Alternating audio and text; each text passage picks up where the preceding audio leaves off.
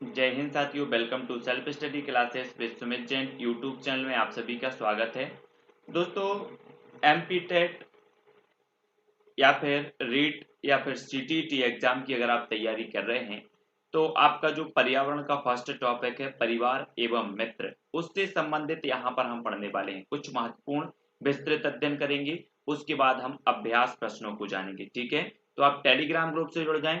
Telegram group से जुड़ने के लिए आपको सर्च करना है, टेलीग्राम ऐप डाउनलोड करना है, उसमें सर्च कर लेना है IAS स्टडी ट्रिक और ज्वाइन हो जाना है। ठीक है, अगर कोई भी डाउट लगता है, आपको कोई भी प्रश्न है आपके मन में, तो आप इंस्टाग्राम में भी हमसे जुड़ सकते हैं। इंस्टाग्राम में जुड़ने के लिए आपको सर्च करना है Sumit Jain self study classes.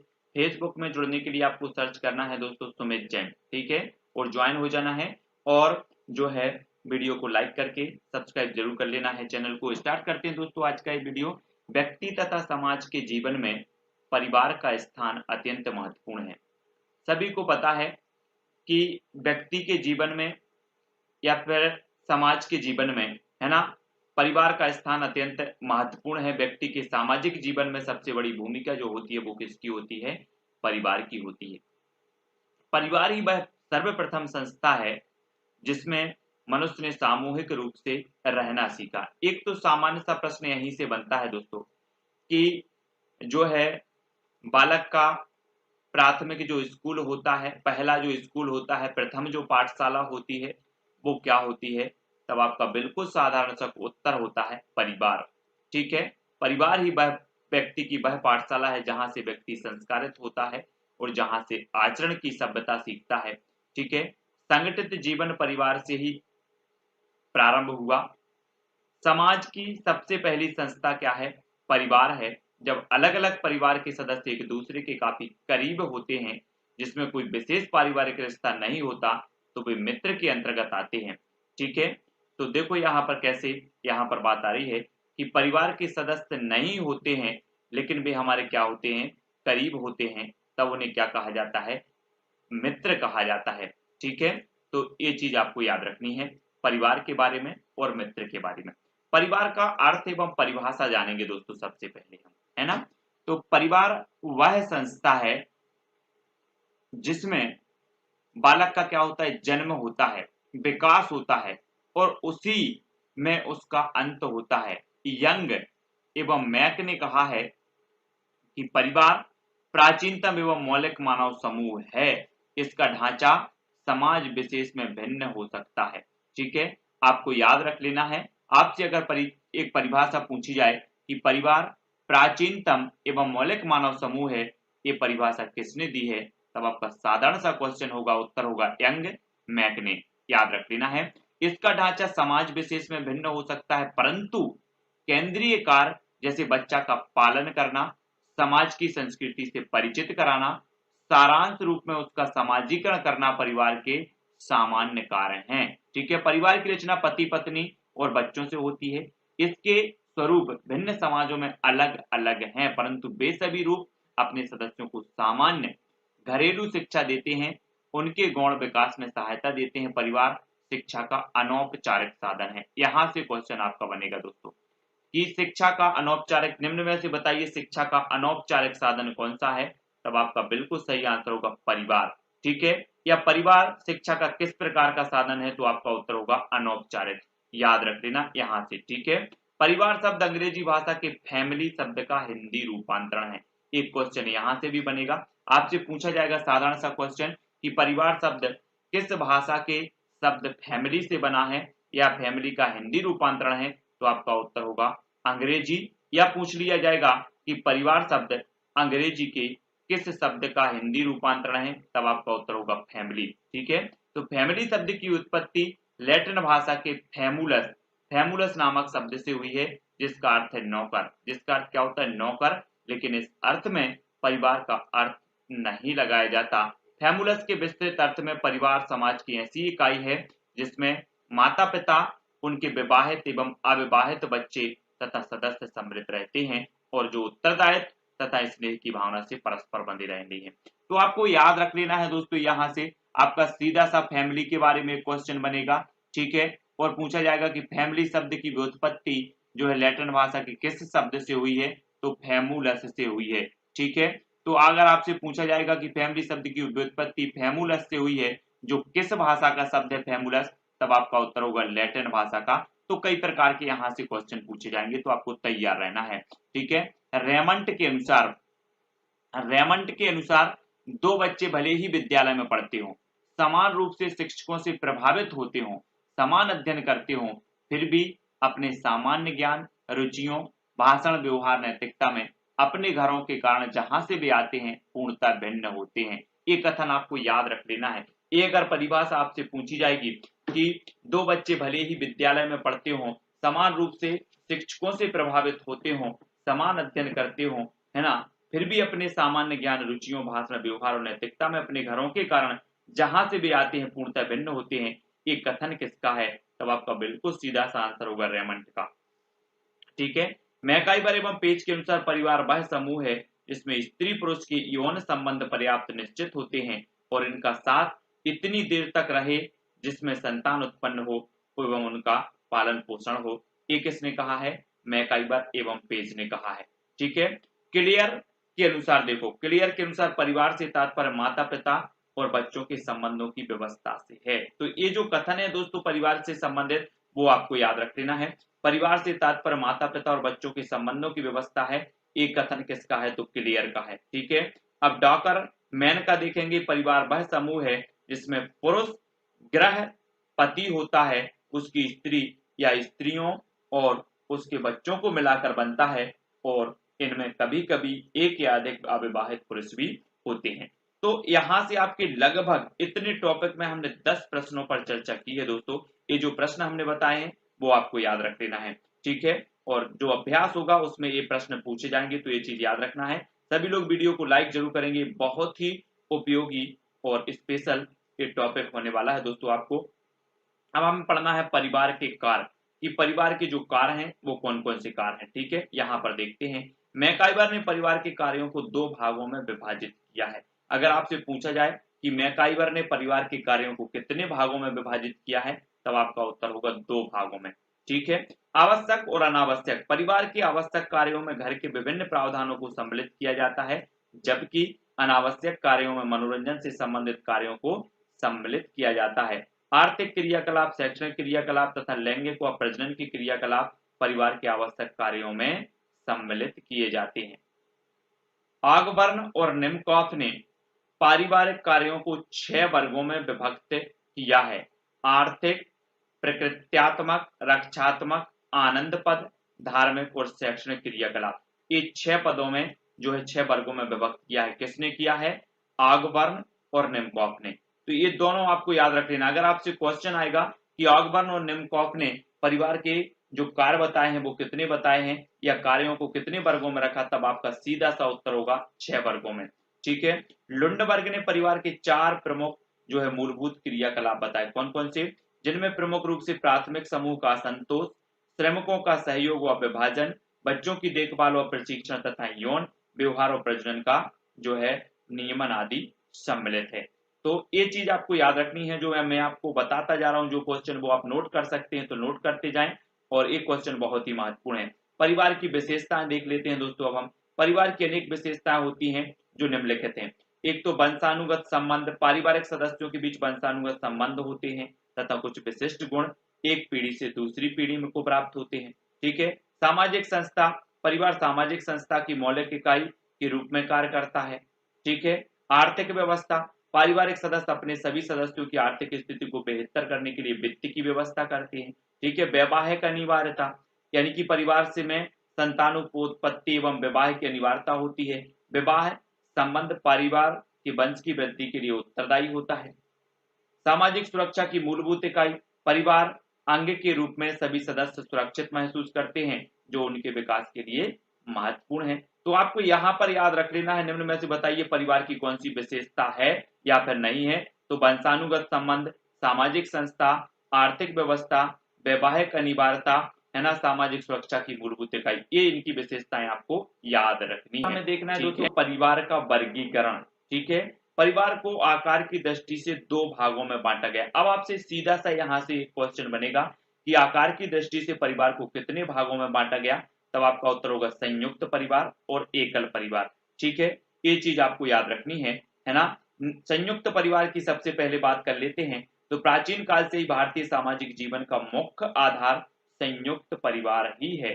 संयुक्त परिवार में 2-3 पीढ़ियों के सदस्य शामिल रहते हैं और ये एक दूसरे से संपत्ति, आय तथा पारस्परिक अधिकारों एवं कर्तव्यों से जुड़े रहते हैं। ठीक है, और देख लेते हैं इसके बारे में। संयुक्त परिवार में माता पिता, पुत्र पुत्री, भाई बहन, पुत्र वधू एवं उनके बच्चे, चाचा चाची, दादा दादी आदि एक साथ एक ही घर में रहते हैं।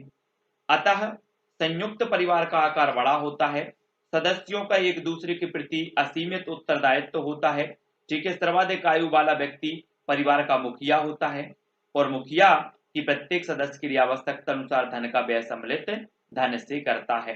संयुक्त परिवार के गुण, आपसे क्वेश्चन पूछा जाएगा निम्न में से बताइए कौन सा संयुक्त परिवार का गुण नहीं है। तो याद रख लेना है आपको, कार्य विभाजन की व्यवस्था, सामाजिक जीवन का विकास, सामाजिक सुरक्षा, बचत के लिए अनुकूल, सामान्य हितों की रक्षा, पारिवारिक परंपराओं की रक्षा, पारिवारिक धन का समान वितरण, बच्चों का समुचित पालन पोषण, देखभाल एवं विकास, बुजुर्गों के ज्ञान, अनुभव, उपदेश एवं निर्देश आदि का लाभ। ये क्या माने जाएंगे? ये संयुक्त परिवार के गुण माने जाएंगे। तो ठीक है, यहां से क्वेश्चन आपका बन सकता है। अब संयुक्त परिवार के दोष भी हैं। ठीक है, तो संयुक्त परिवार के दोष निम्नलिखित हैं दोस्तों। व्यक्तित्व के विकास के लिए स्वतंत्र अवसर का अभाव, व्यक्तित्व के विकास के लिए स्वतंत्र अवसर का अभाव रहता है संयुक्त परिवार में, एक दोष हो गया। दूसरा है पारस्परिक दोष, कलह एवं संघर्ष रहता है इसमें, है ना। सामान्य निर्धनता, आवश्यकता पूरी होते रहने के कारण अधिकांश सदस्यों का आलसी होना। ठीक है, कठोर नियंत्रण, ये संयुक्त परिवार के कुछ गुण हैं तो कुछ दोष भी हैं। आपसे सीधा सा क्वेश्चन पूछा जाएगा दोस्तों, निम्न में से बताइए कौन सा संयुक्त परिवार का गुण है, कौन सा संयुक्त परिवार का दोष नहीं है या फिर है। ठीक है, नेक्स्ट देखें एकल परिवार। एकल परिवार, एकल परिवार का स्वरूप लघु होता है। एकल परिवार का स्वरूप कैसा होता है? लघु होता है। ठीक है, संयुक्त परिवार के विघटन के कारण ही एकल परिवार का जन्म हुआ। एकल परिवार में पति पत्नी तथा उनके बच्चे, अविवाहित बच्चे रहते हैं। ठीक है, एकल परिवार के गुण देख लो दोस्तों। एकल परिवार के गुण निम्नलिखित हैं। व्यक्तित्व की स्वतंत्र विकास का अवसर, कलह की संभावना बहुत कम, गृह संचालन में स्वतंत्रता, पारिवारिक कुरीतियों का अभाव या फिर पति पत्नी के बीच मधुर संबंध। तब आपसे एक साधारण सा क्वेश्चन आएगा, निम्न में से बताइए कौन सा एकल परिवार का गुण है। तो आपको ये याद रख लेना है। ठीक है, एकल परिवार के जो गुण हैं इनको। तब दोस्तों हमने एकल परिवार के गुण पढ़े, तो हमें दोष भी यहाँ पर पढ़ना है। एकल परिवार के दोष निम्नलिखित हैं। शिशुओं की देखभाल की समस्या, संकट के समय दयनीय स्थिति, स्वार्थ की भावना को बल, अपव्यय, उचित निर्देशन एवं परामर्श का अभाव, पति पत्नी के संबंध में कटुता बढ़ना, पारिवारिक जीवन का सुख मिटना। ये क्या होते हैं? एकल परिवार के कुछ दोष होते हैं। ठीक है, इनको याद रख लेना है। परिवार के अन्य प्रकार देखो, परिवार के अन्य प्रकार भी हैं। देखो, मातृ परिवार, मातृ स्थान परिवार, यह परिवार का वह प्रकार है जिसमें विवाह युगल स्त्री के परिवार के साथ निवास करते हैं।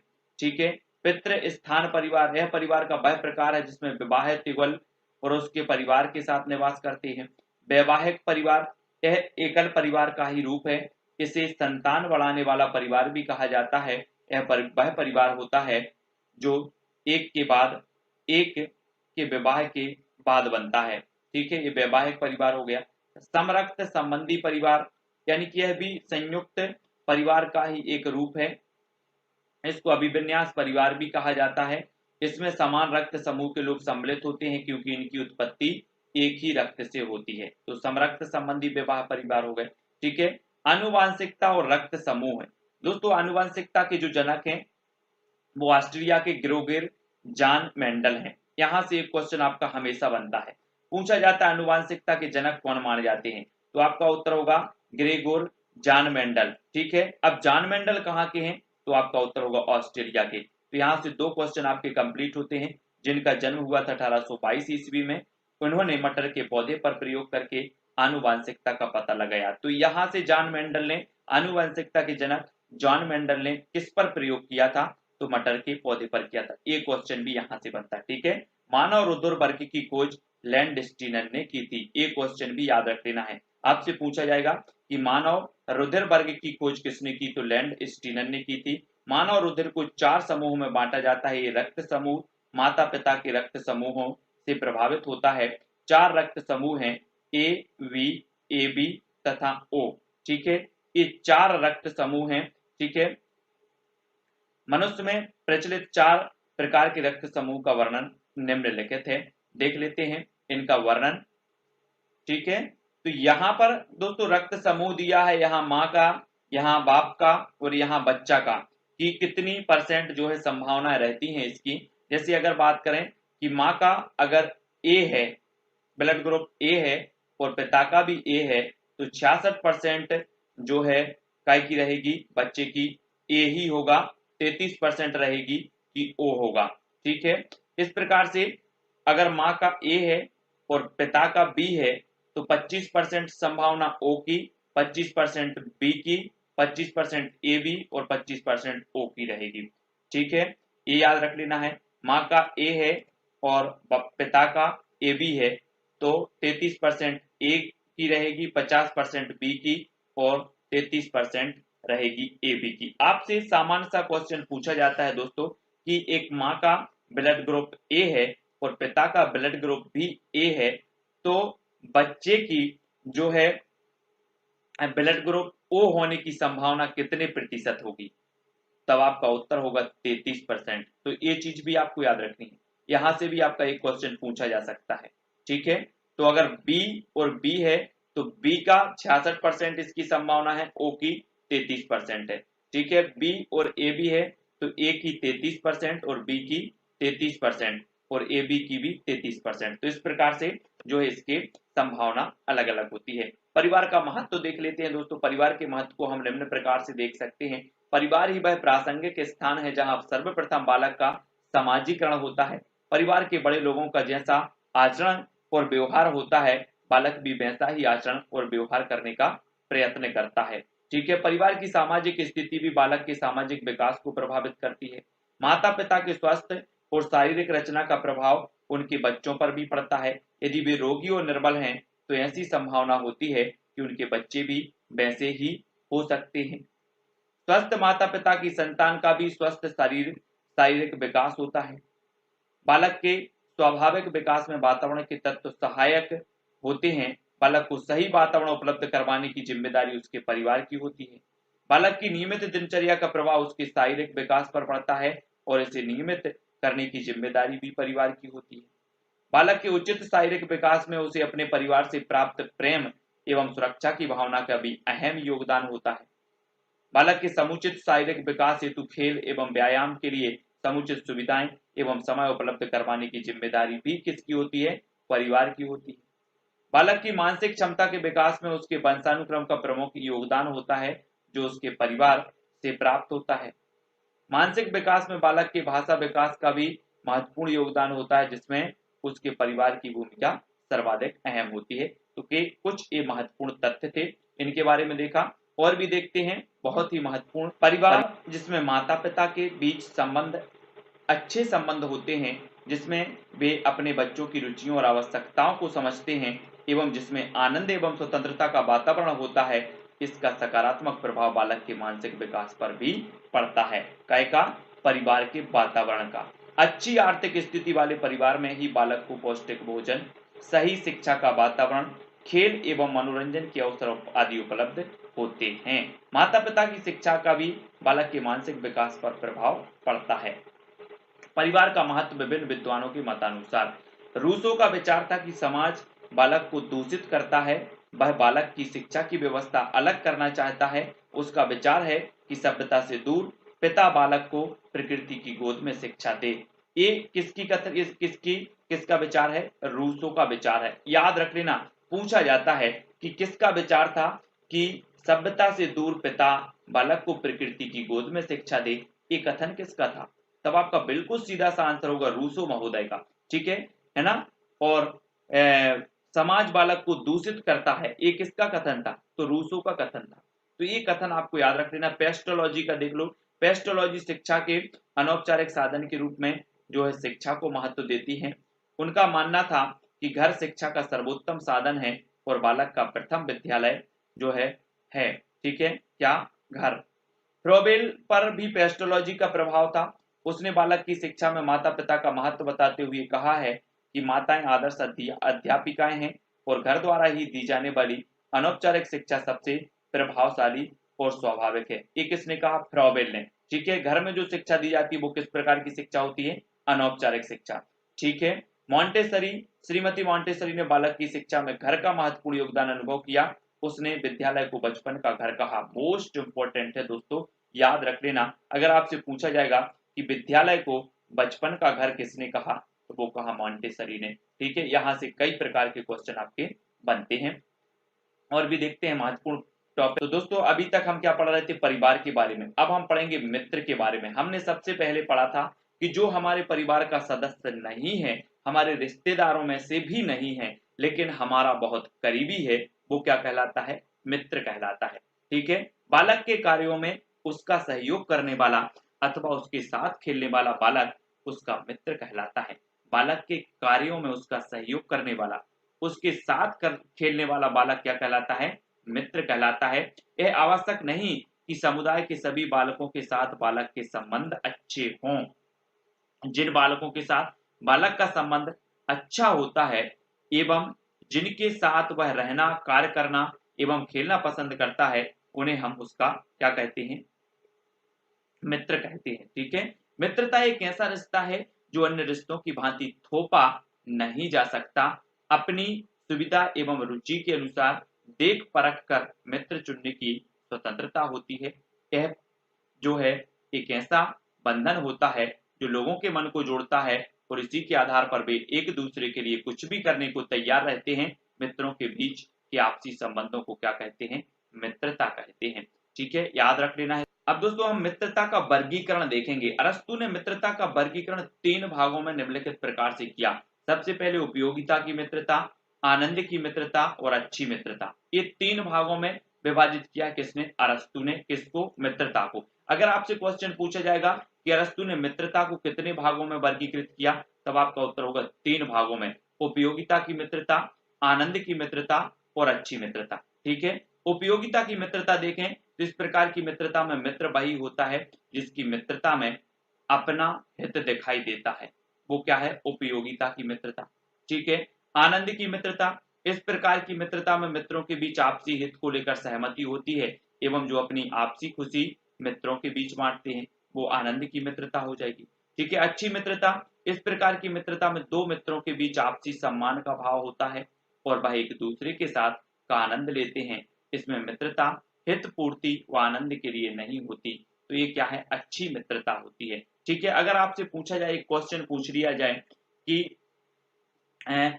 कि इस प्रकार की मित्रता जिसमें दो मित्रों के बीच अच्छे सम्मान का भाव हो और जो है किसी भी प्रकार की स्वार्थ पूर्ति का उद्देश्य ना हो, वो किस प्रकार की मित्रता होगी? है ना, तो आपके सामने ऑप्शन होंगे। उपयोगिता की मित्रता, आनंद की मित्रता, अच्छी मित्रता, इनमें से कोई नहीं। तब आपका बिल्कुल सीधा आंसर होगा कि जहां पर स्वार्थ पूर्ति की भावना ना हो, है ना, जहां पर सम्मान की भावना हो, वो अच्छी मित्रता कहलाती है। ठीक है, मित्रता का महत्व देख लेते हैं दोस्तों। मित्रता का क्या मित्र व मित्रता का महत्व बच्चों के सर्वांगीण विकास में सहायक सिद्ध होता है। इस प्रकार से मित्रता के कुछ महत्व निम्नलिखित हैं। एक मित्र बालक के खेलकूद व अन्य कार्यों को संपन्न करने में सहायक होता है। एक अच्छा मित्र बालक को कुसंगति से बचाने की कोशिश करता है। एक अच्छा मित्र ही सामाजिक आदर्शों एवं मूल्यों को सिखाता है। अच्छा मित्र बच्चों को पाशविक प्रवृत्ति अपनाने से बचाता है। बच्चों के मानसिक विकास में भी मित्रता व मित्र की भूमिका महत्वपूर्ण होती है। ठीक है, संबंध के बारे में देखेंगे दोस्तों। अब संबंध, ठीक है, संबंध वह बुनियादी होती है जिसमें दो अथवा दो से अधिक लोग खून या विवाह और भावनाओं के आधार पर एक दूसरे से क्या होते हैं? जुड़े होते हैं। उसे क्या कहते हैं? संबंध कहते हैं।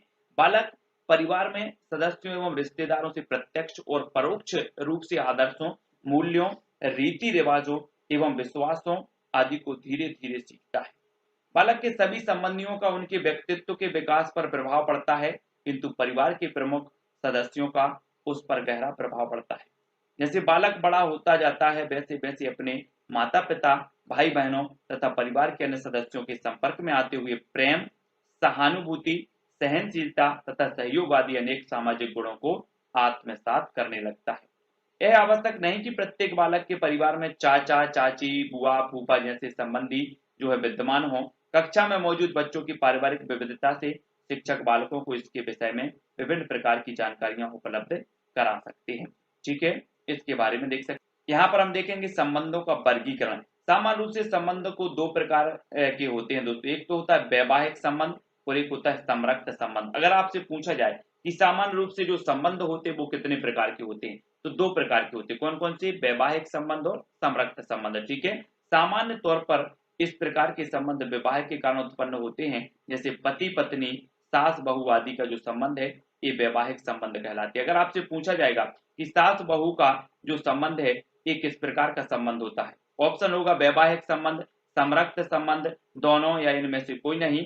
तो सास बहू का जो संबंध होता है वो वैवाहिक संबंध होता है। ठीक है, संरक्त संबंध इस प्रकार के संबंध रक्त के आधार पर बनते हैं। संरक्त संबंध ऐसे संबंधों की सामाजिक स्वीकृति आवश्यक होती है, जबकि प्राणी शास्त्रीय संबंधों में स्वीकृति आवश्यक नहीं होती, जैसे माता पिता एवं पुत्र पुत्री के जो है बीच का संबंध। ठीक है, तो अगर आपसे पूछा जाए कि माता और पिता का जो संबंध है वो कौन सा संबंध कहलाएगा, तो आपका उत्तर होगा संरक्त संबंध। ठीक है, ये चीज याद रखनी है। कार्य एवं खेल के बारे में भी हमें देखना है दोस्तों। कार्य की जिम्मेदारी वयस्कों की होती है, तो वहीं खेल कूद बच्चों के लिए अनिवार्य होती है। क्या होते हैं? अनिवार्य होते हैं। बच्चे स्वयं को खेल कूद में व्यस्त रखते हैं, इस कार्य में इन्हें परिवार के सदस्यों से सहयोग प्राप्त होता है। बाल्यावस्था से ही बालक में रचनात्मक प्रवृत्तियां विकसित होने लगती हैं। ठीक है, अगर आपसे क्वेश्चन पूछा जाएगा कि बालक में रचनात्मक प्रवृत्तियां किस अवस्था से विकसित होने लगती हैं, तब आपका सीधा सा आंसर होगा बाल्यावस्था। ठीक है, रचनात्मक खेल वे सक्रिय खेल हैं जिनसे बच्चे को कुछ नया करने की कल्पना शक्ति मिलती है। ठीक है, और वस्तुतः रचनात्मक खेल कल्पनात्मक खेलों से अत्यधिक समानता रखते हैं, क्योंकि रचनात्मकता कल्पना शक्ति द्वारा प्रभावित होती है। खेल खेल में बच्चे सहज रूप से सीखते हैं। बालकों को विभिन्न प्रकार के प्रयोगों एवं खेलों द्वारा सीखना अधिक आसान हो जाता है, इससे पाठ भी रुचिकर हो जाता है। आरंभ में वस्तुओं को एक के ऊपर एक लगाना, ब्लॉक जोड़कर आकृतियां बनाना आदि रचनात्मक खेल बालकों द्वारा खेले जाते हैं। ठीक है, प्रोजेक्ट विधि, किंडरगार्टन विधि, मॉन्टेसरी विधि, डाल्टन विधि, ह्यूरिस्टिक विधि, बेसिक शिक्षा इत्यादि खेल कूद एवं सामान्य क्रियाकलापों द्वारा बच्चों को शिक्षा देने की कुछ प्रमुख विधियां हैं। ठीक है, याद रख लेना। खेल का बालकों के विकास में योगदान, खेल का बालकों के विकास में किस प्रकार का योगदान है? देखो, खेल कूद से बच्चों का शारीरिक व मानसिक विकास होता है, इसलिए इसके महत्व को हम निम्न रूप में देख सकते हैं। यह बच्चों की शारीरिक, सामाजिक एवं ज्ञानात्मक क्षमता के विकास में सहायक होता है। इससे बच्चे स्फूर्तिवान बने रहते हैं और साथ ही नियमित रूप से विभिन्न क्रियाकलाप करते हैं। ठीक है, इससे शरीर की मांसपेशियां एवं हड्डियां मजबूत होती हैं, रक्त का संचार सुचारू रूप से होता है, पाचन क्रिया सुदृढ़ होती है, शरीर को अतिरिक्त ऑक्सीजन मिलती है और फेफड़े मजबूत होते हैं। खेल कूद के दौरान शारीरिक अंगों के सक्रिय रहने के कारण शरीर की रोग प्रतिरोधक क्षमता बढ़ती है। खेल कूद बच्चों के मानसिक विकास को तीव्रता प्रदान करता है। खेल कूद भावात्मक रूप से कमजोर बच्चों के लिए थेरेपी का कार्य करता है, जिससे वह सामाजिक परिवेश में समायोजित स्थापित कर लेते हैं। यह बच्चों को स्वयं निर्णय लेने में सक्षम बनाते हैं। खेल कूद बच्चों को शिक्षा में भी महत्वपूर्ण भूमिका निभाते हैं, इसलिए बालकों की शिक्षा में खेल कूद को उचित स्थान दिया जाता है। दोस्तों, अब हमें करना है अभ्यास प्रश्न। ठीक है, अभ्यास प्रश्न, कुछ जो प्रश्न हमने जो पढ़ा है उसके बारे में हम आपसे कुछ प्रश्न पूछ लेते हैं। आपको फटाफट से उत्तर बताना है और अपना परिवार और मित्र नामक जो टॉपिक है उसको क्लियर करना है। ठीक है, तब आपका जो पहला प्रश्न है दोस्तों, परिवार कितने प्रकार के होते हैं? परिवार कितने प्रकार के होते हैं? 1, 2, 3 या फिर 4? प्रश्न क्रमांक 1 का उत्तर बताना है आपको, परिवार कितने प्रकार के होते हैं। तो आपने पढ़ा है कि आकार के आधार पर जो परिवार होते हैं वो कितने प्रकार के होते हैं? 2 प्रकार के, यानी कि जो 2 नंबर है वो बिल्कुल सही हो जाएगा। ठीक है, अगला है दोस्तों, जिस परिवार में दादा दादी, चाचा चाची, ताऊ ताई, बुआ, माँ बाप और बच्चे रहते हैं उसे क्या कहते हैं? प्रश्न क्रमांक 2 का आंसर एकल, संयुक्त, व्यापक या उपरोक्त में से कोई नहीं। प्रश्न क्रमांक 2 का उत्तर बताना है। तब आपका बिल्कुल जो सही आंसर हो जाएगा वो क्या हो जाएगा संयुक्त, यानी कि जो 2 नंबर है वो यहाँ पर राइट होगा। ठीक है, अगला क्वेश्चन देख लेते हैं। अगला जो अपना क्वेश्चन, एकल परिवार के अधिक प्रचलित होने के क्या कारण है? क्या कारण है? जनसंख्या, महंगाई, कलह की संभावना या फिर सभी। प्रश्न क्रमांक 3 का उत्तर बताना है। एकल परिवार के अधिक प्रचलित होने के कारण क्या है? तो आपका बिल्कुल सही आंसर होगा ए सभी, यानी कि जो 4 नंबर है वो बिल्कुल सही होगा। ठीक है, किसी परिवार को दर्शाया जाता है पारिवारिक वृक्ष से, पारिवारिक वार चार्ट से, पारिवारिक पाई चार्ट से या किसी से भी। तो 4 का उत्तर लिखें जल्दी से। किसी परिवार को दर्शाया जाता है तो किससे? पारिवारिक वृक्ष से। 1 नंबर आपका यहाँ पर बिल्कुल सही हो जाएगा। ठीक है, अगला क्वेश्चन है दोस्तों, परिवार की परिकल्पना के पीछे आधारभूत तथ्य है तो कौन सा है? मानव का सामाजिक प्राणी होना, मानव का अकेला होना, कार्य करने में परेशानी होना या उत्तरदायित्वों के निर्वाह की भावना। प्रश्न क्रमांक 5 का उत्तर बताना है कि परिवार की परिकल्पना के पीछे आधारभूत तथ्य क्या है? तब आपका बिल्कुल सही आंसर होगा मानव का सामाजिक प्राणी होना, यानी कि जो 1 नंबर है वो सही हो जाएगा। ठीक है, छोटे बच्चों के समाजीकरण में खेलों द्वारा जो लाभ मिलता है वह क्या है? बालक की क्रियाओं का अन्य बालकों की तुलना में मूल्यांकन हो जाता है, बालक सामाजिक प्रत्याशाओं के अनुकूल समायोजन सीख लेता है, बालक शारीरिक रूप से विश्राम पा लेता है या बालक के शारीरिक एवं गामक विकासों को बढ़ावा मिलता है। तो छोटे बच्चों के समाजीकरण में खेलों द्वारा जो लाभ मिलता है वह कौन सा है? प्रश्न क्रमांक 6। और आपका बिल्कुल सही आंसर क्या हो जाएगा? विकल्प नंबर 2, यानी कि बालक सामाजिक प्रत्याशाओं के अनुकूल समायोजन सीख लेता है। 2 नंबर आपका यहाँ पर सही होगा।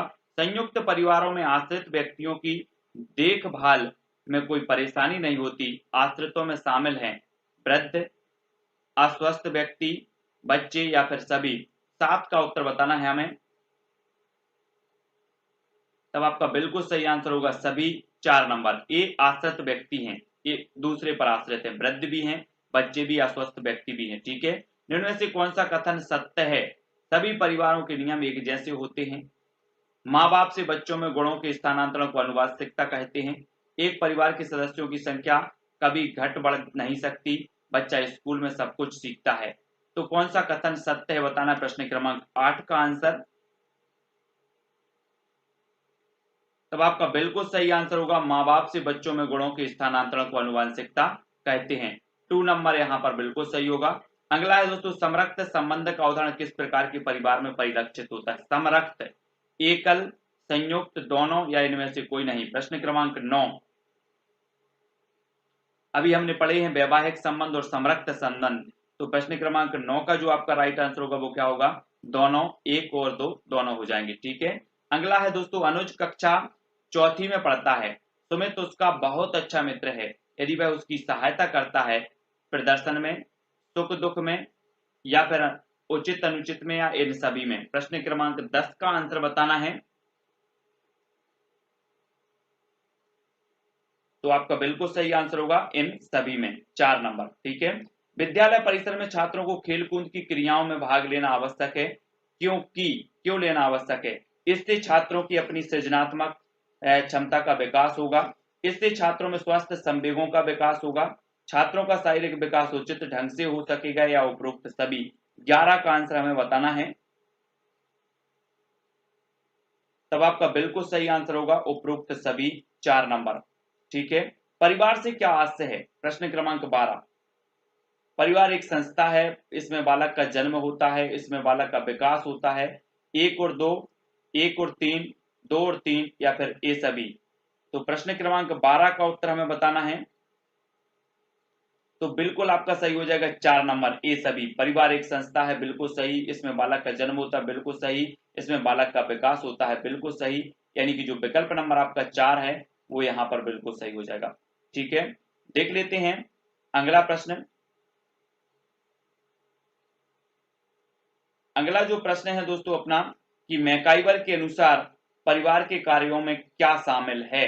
परिवार के कार्यों में देखना, हमने जो कार्य पढ़े हैं वो क्या शामिल है? घर के विभिन्न प्रावधान, आर्थिक क्रियाकलाप, शैक्षणिक क्रियाकलाप, लैंगिक व प्रजनन के क्रियाकलाप।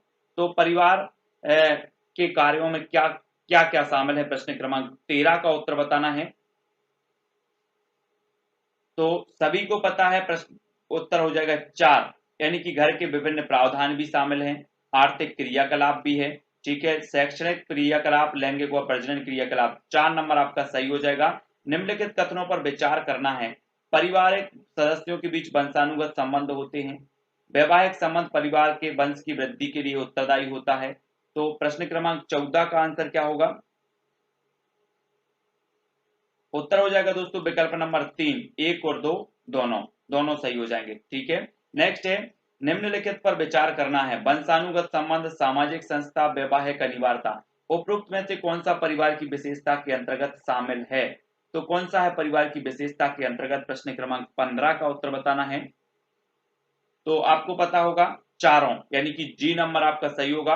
वंशानुगत संबंध, सामाजिक संस्था और वैवाहिक अनिवार्यता, ये सभी हैं, ठीक है। तो दोस्तों यहाँ पर हमने परिवार और मित्र को पढ़ा, पहले विस्तृत अध्ययन किया, फिर उसके बाद अभ्यास किया, जो कि जो भी हमने पढ़ा उसी के आधार पर प्रश्न आपसे पूछे गए। ये वीडियो आपको कैसा लगा दोस्तों, कमेंट के माध्यम से जरूर बताएं। वीडियो को लाइक भी करना है, वीडियो को शेयर भी करना है। एक एक टॉपिक पर, एक एक प्रश्नों पर चर्चा की है हमने, ठीक है। सभी लोग वीडियो को लाइक करेंगे। और इंस्टाग्राम में जुड़ने के लिए आपको इंस्टाग्राम में सर्च करना है Sumit Jain self study classes, ठीक है। फेसबुक में जुड़ने के लिए सर्च करना है SUMIT सुमित जैन, ठीक है। और टेलीग्राम में जुड़ने के लिए आपको सर्च करना है IAS स्टडी ट्रिक और ज्वाइन हो जाना है। तो वीडियो को लाइक करें दोस्तों, अपने मित्रों तक शेयर करें, ठीक है। आज के वीडियो के लिए बस इतना ही। जय हिंद।